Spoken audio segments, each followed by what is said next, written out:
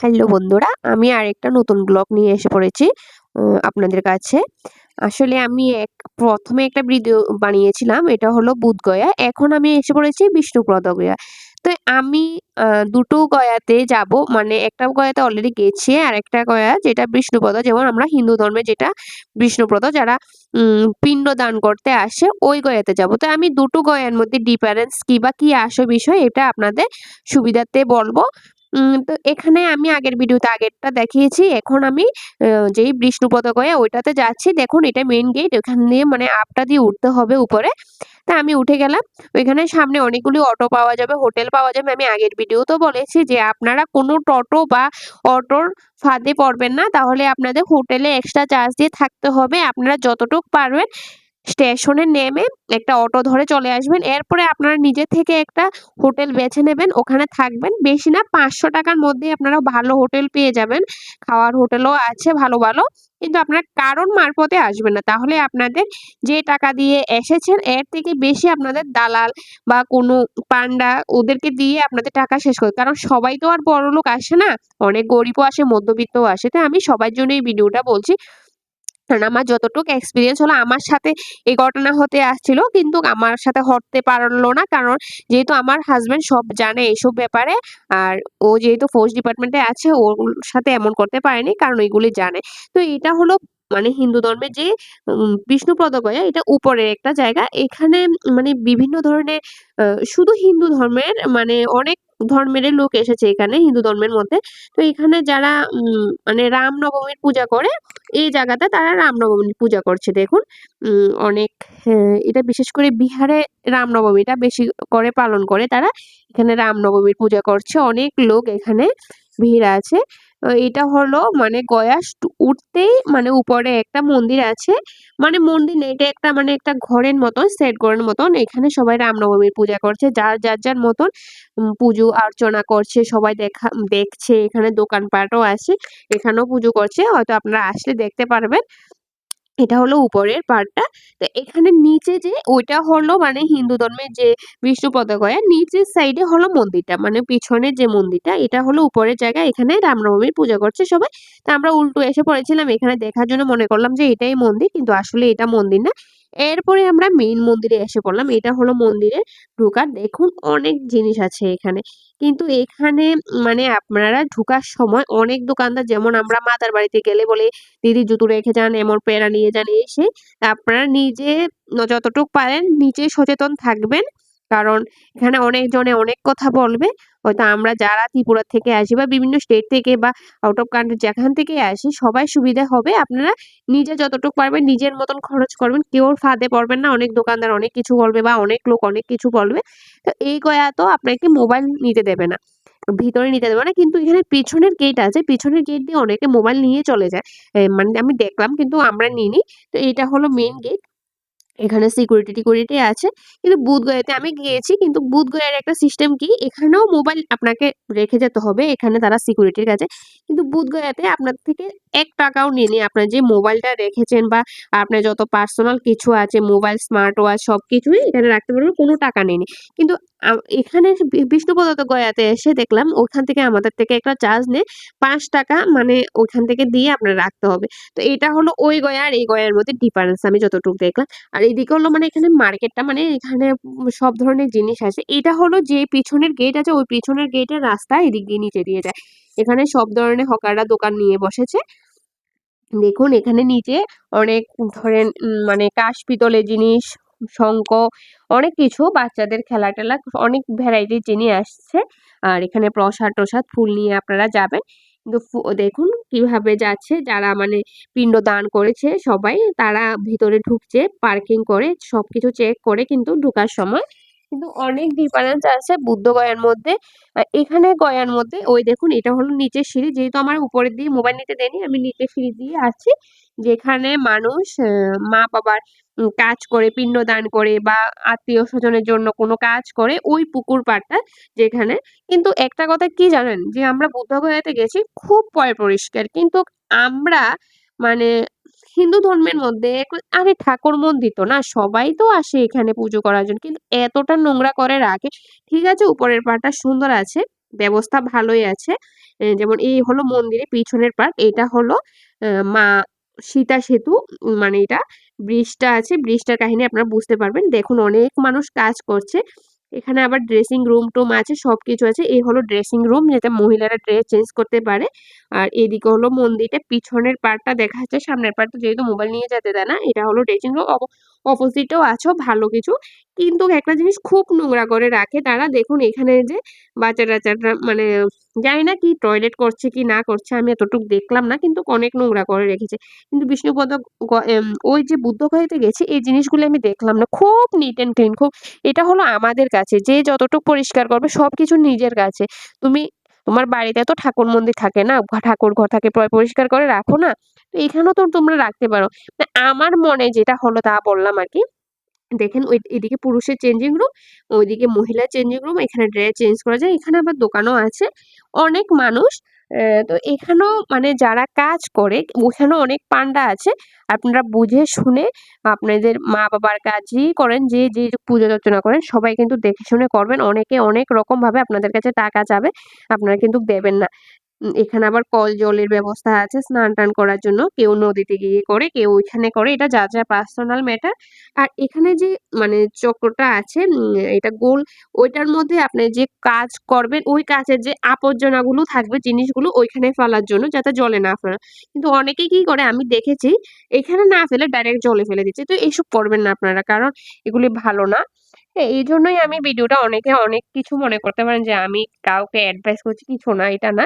Just আমি আপনাদের মানে সুবিধার্থে এই ভিডিওটা বললাম, যে আমরা অনেকেই আসি এই জন্যই। কারণ হঠাৎ করে আসলে তো আমরা কিছু না জেনে, আমি ভিতরে গিয়েছিলাম। ভিতরে যাওয়ার পর যখন আমি প্রণাম করলাম, মানে আমি ভোগ দেওয়ার সময়, তখন পুরোহিত মশাই আমার থেকে কি করলো, যে কি জানি মন্ত্র পড়ে দিল। ঠিক আছে, আমি ঠাকুর মন্দিরে আমি নিজের থেকে ১০০ টাকা, ২০০ টাকা, ৫০০ টাকা দান করি, এটা আমার নিজের পার্সোনাল। কিন্তু তার মানে আমার থেকে কিভাবে কি করলো, আমার হাসব্যান্ডকে আর আমাকে বললো, এই এমন এমন কি মন্ত্র পড়ে দিল, ১০০ টাকা দান করো তুমি, ১০০ টাকা সন্তানের মঙ্গল হবে, এই হবে সেই হবে কামনা করে। সেম অপোজিট আরেকটা ঠাকুরের কাছে প্রণাম করতে গেলাম, সেম উনি। তো আমরা একজনকে দিয়েছি, যেহেতু ঠাকুর মন্দিরে এসেছি কিছু না কিছু দিলাম। কিন্তু এখানে অনেক হাজারো পান্ডা থাকবে, সবার কাছে যদি আপনি এভাবে টাকা দিতে যান, তাহলে আপনি একদম মানে কি বলবো, রাস্তায় বসে পড়বেন। কারণ আমরা অনেক দূর থেকে যাই, আমাদের খেতে হবে, অনেক কিছু করতে হবে, সবকিছু। এটা হলো মা সীতা সেতু ব্রিজ। এটার কাহিনী আমি অনেক জানি না, এটার অনেক বলে কাহিনী আছে। এখানে কি সীতা স্নান করেছে কি জানি। এই বারটার নিচে ওই দেখুন, এইটা হলো মানে এটা বলে প্লাস্টিক বডি না কি রাবার দিয়ে বানিয়েছে এই ব্রিজটার নিচের পার্টটা, এখানে জল আটকানোর জন্য। এই সীতা সেতু ব্রিজের অনেক কাহিনী আছে, হয়তো আমি জানি না, আমাদের মা ঠাকুমারা বাবারা হয়তো জানবে এই কাহিনী। আমি যতটুকু শুনলাম আপনাদের এটাই বললাম। এই সেতুটা অনেক সুন্দর, রাত্রেবেলা লাইটিং হয়তো আরো ভালো লাগবে, হয়তো রাত্রেবেলা সিনটা আপনাদেরকে দেখাবো। ওই ব্রিজটার ওই পারে আছে সীতাকুণ্ড, মানে সীতা রাম সীতার কাহিনী ওখানে ওই মন্দিরটা। এই হলো সীতাকুণ্ড, মানে একটা বাংলাদেশও আছে সীতাকুণ্ডর, এখানে আবার এখানেও বিহারে একটা। তো এখানে সীতার মানে সব ধরনের কিছু আছে, শিব মন্দির আছে, সবকিছু দেখুন। এখানেও অনেক দর্শনার্থী এসেছে। এটা জাস্ট বিষ্ণুপদ গয়ার পিছন পাড়টা। এখানেও দেখুন, তার মানে উনিও কিন্তু পান্ডা, মানে উনিও কি কি বলছে মন্ত্র জানি না, মানে যে যেমন ১-২ টাকা ৫ টাকা যে যার মতন দেবেন, কিন্তু আপনারা ৫০০ ৬০০ ১০০০ টাকা হয়তো যার সাধ্যে থাকে আপনারা দিতে পারেন। আমি এই না যে আপনাদেরকে বলছি দেবেন না, তা না। কিন্তু আপনারা আপনাদের বুঝে শুনে কাজ করবেন, একটাই আমার কথা। কারণ আমি দেখলাম, আমি বুধগয়াতে কোনো কিছু নেই এখানে, কিন্তু এখানে এসে মানে এত পরিমাণে আমরা অনেক জায়গা থেকে আসি, তো না জানে দিয়ে ফেলি। এইজন্যই বললাম। দেখুন এখানেও মন্দির আছে, ভিতরে অনেকগুলি মন্দির। ভিতরে আবার সিসিটিভি লাগানো আছে। সুন্দরই আছে মন্দিরটা, মোটামুটি ভালোই দেখতে, বেশ সুন্দর। এটার রহস্য অনেক কিছু আছে, কাহিনী হয়তো আমি এতটুক জানি না।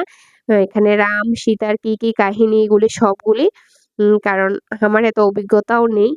তাই আপনারা যখন আসবেন দেখবেন, ভালো লাগবে।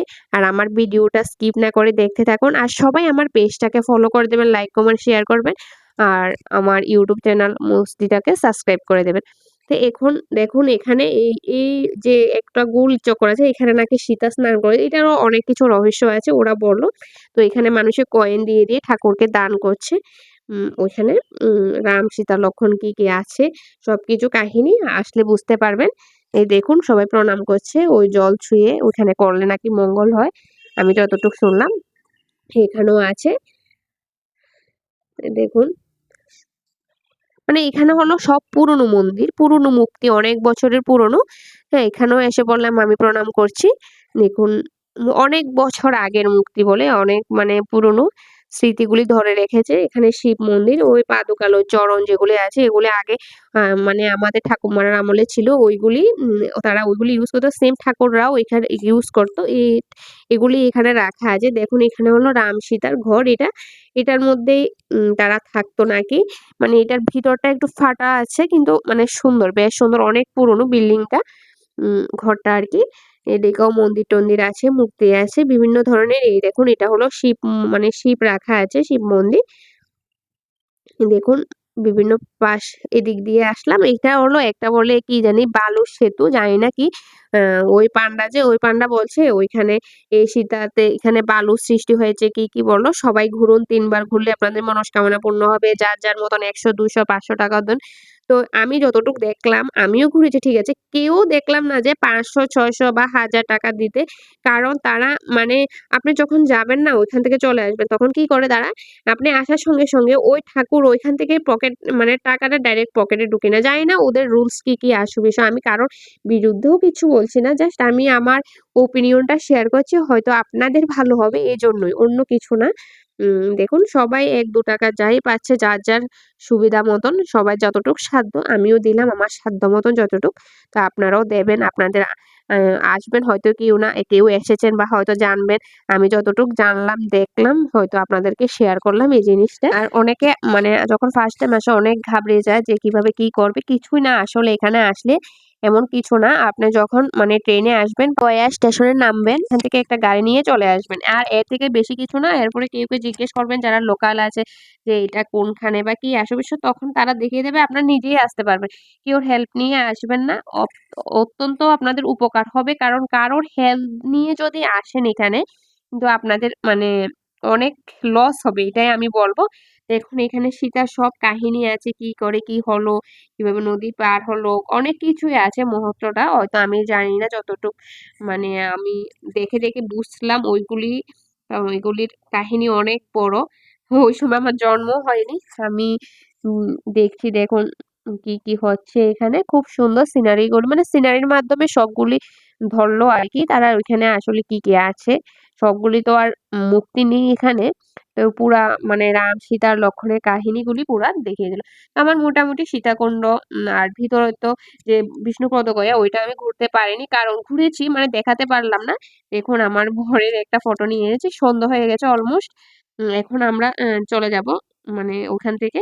এই দেখুন এটা যে সেতুটা অনেক সুন্দর। এটা মানে আপনি যখন যাবেন একেকজন মানে যাওয়ার সময় লাইট অফ হবে, এক কালার আসবে, অনেক সুন্দর। তো গয়া মানে এখানে এটাই মেইন, গয়ার মধ্যে এই সীতা সেতু ব্রিজটা, মা সীতা, এটার অনেক বড় কাহিনী আছে। এই মানে সেতুটার নিচে অনেক বড় মাছও আছে। দেখুন কত মানুষ, পুরা মানুষকে মানুষময় সবাই আসছে পুজো দেওয়ার জন্য, কেউ দেখার জন্য, অনেক দূর থেকে মানুষ এসেছে। তো আমার ভিডিওটা আজ এতটুকুই, কারণ আমি বেশি ভিডিও করতে পারিনি। টাটা, বাই বাই, দেখা হবে পরের ভিডিওতে, ভালো থাকবেন।